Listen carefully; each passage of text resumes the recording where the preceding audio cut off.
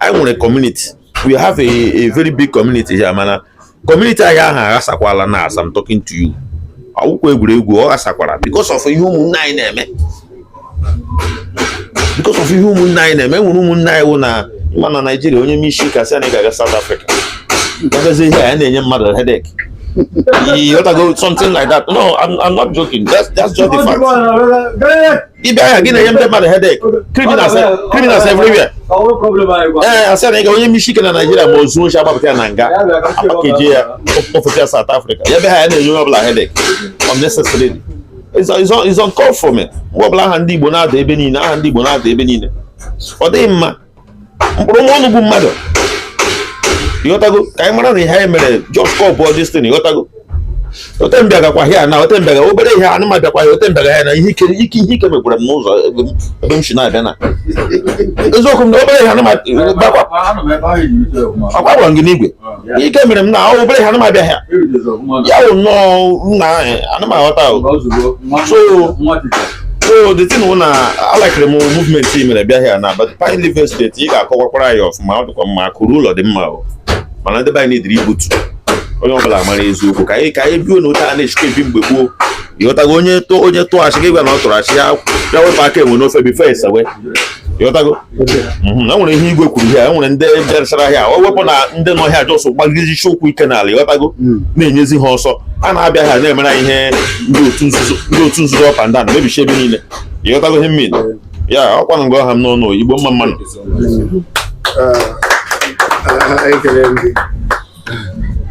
Igbo Makan. Igbo Mazonuma. The next time, which you can watch it. They can out to time. I say I want to check out as. No, what I just I want one or two people who say then I got the question. You gotta go. Then go and finalize any question. Check out here. So Kaini our brother Oba. Igbo Kwen. Where's on? Afamo Mazi Oba Akwa. Amoya Anambra State.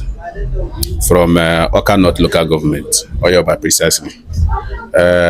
Mazi Emeka, you're welcome. Okwejebia. Na nke geji na ga-aka ya mma oya na ekpe na ụmụnne m ekwusigo ife niile mana asem ka ntị tukwo believe because ihe na-eme na amasị m eme m ji nọla ebe na o were ihe igwe kwuru na o were ọkpara afọ achịfụ m afọ ya the president of Ọhaneze Ndị Igbo not the possible no mecheworo president. I know how you fight it. Or what the possible. Manande manamaha, the value of Yahi Nuneme. The impact to create to go to Pezuna or River State, but they support him, they contest, which shall not feel like him. He became the president of Ọhaneze Ndị Igbo with the help of what you guys are doing, which shows that now we want to make it watch go on.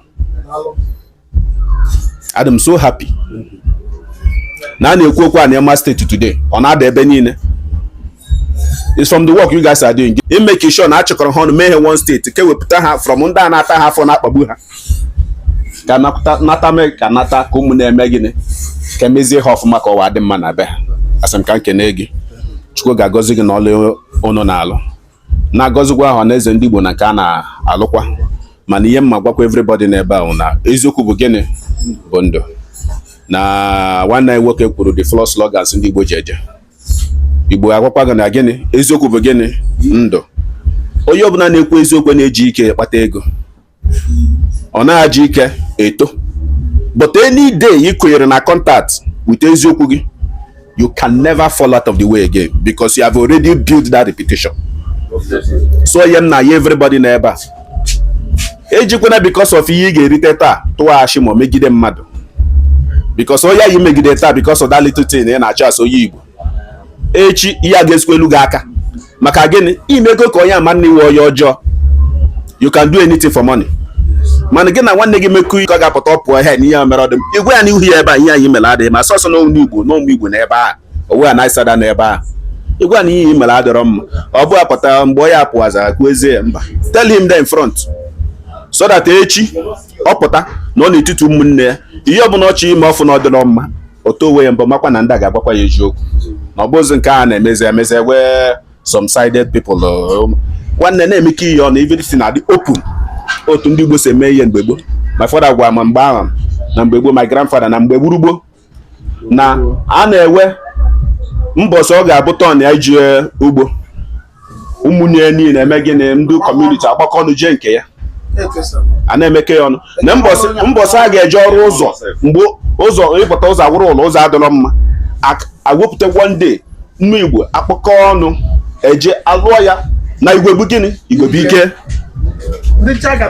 ọnọ ya anyị nidere n'obodo anyị nọ bikos ọ bụrụ na anyị nọ n'igwe o wee ga-eme ka onye obodo a ka ihe ka obodo a gbuo onye Igbo na fri mana ogbuo mmadụ onye nke asị afọgodo ya gbasa na echeta wantị na o mere na nke na afọgodo ya nke a na-akọtọchi detin mana ọ bụ na hapụgodiri ihe o mere personally bịagodu fight godu for the freedom of this particular person next time onye ka gafee kwuo okwu onye ka ga-emeche mmarịzi ndị uwe ojii Igbo nọ ndị Igbo na-anọgodo ọgụ ọpụta ayọ na Igbo isi anyị eso ọwa because ọ mago n'ihe ọbụla mere onye nke wee na jagwa onye Igbo ị ga-agawu free so ihe m na-ayọ Chukwu wụ na ihe m na-ayọ unu wụ na biko ihe ọbụla anyị ga-eme ka Igbo wuru Igbo otu o si dị na gboo because mgbe gboo ịkwafọ Igbo ndị Hausa na-ama jiji ndị Yoruba na-ama jiji most of the thing a na-eme taa ndị Yoruba na-eme taa n'aka ndị Igbo ka a mụtara ya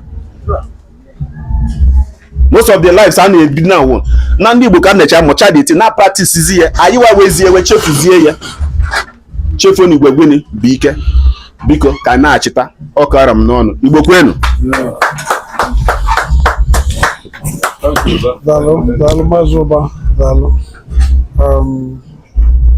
Igbo maka anụ Igbo maka anụ Maazị Onumma good. Thank you. Daalụ. Okay. Ka m remind dị ajụjụ Ojembe Nwilo dịka ndị be anyị n'ebe a wee jụọ ajụjụ ofu uche etu esi ama m na onye Igwe the Honorable Secretary of Ohanaeze mentions about the Akulono fa achọ ka akọwalụ fa ife gbasalụ Akulono ọfụma because ihe mana ife anyị na-eme na anyị nwere reputation and anyị nwere ife anyị na-drive to because so many people afugolu elolo follow Unify Igbo law.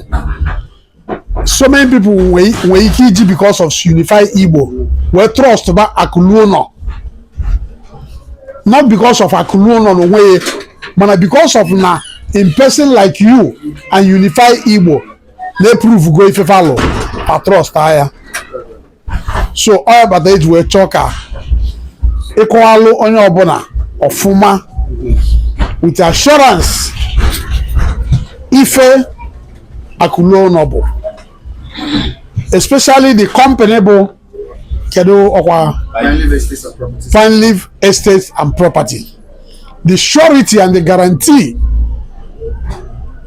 our people bụ ndị Igbo ga-enwe ịtụkwasị obi na ha amaghị yarịpụ ndị Igbo